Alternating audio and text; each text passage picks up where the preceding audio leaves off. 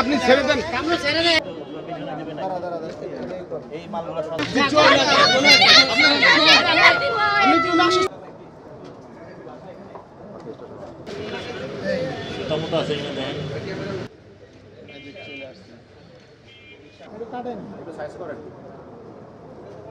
আমি এগুলো করি না এগুলা।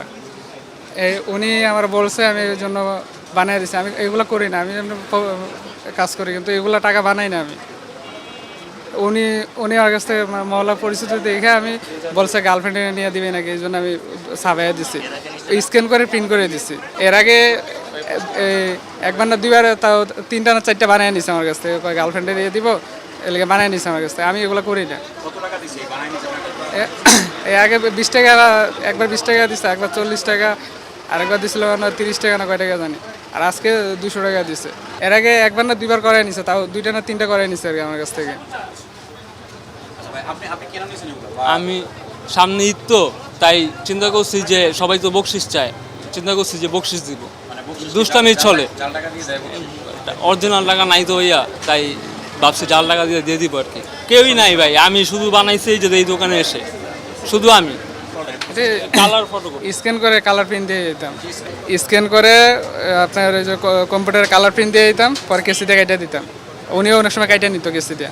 সফটওয়্যার এটা আমার বানানো না, এটা আমার ডেস্কটপে, মানে আমি আজকে করছি যেটা, ওইটা আমি ডেস্কটপে সেভ করে রাখছিলাম।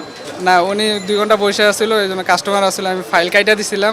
উনি বলতেছিল যে সেভ করে রাখ, তাহলে ওই প্রিন্টটা দিতে সহজ হবে, ওই জন্য আমি সেভ করে রাখছিলাম। আমার ডেস্কটপের ফাইলটা, এটা কম্পিউটার সেভ করে না, ফাইলটা ডেস্কটপে। আমি রিসেন্টলি সেভ করছি, আজকে যখন করছে তখন এটা সেভ করছে।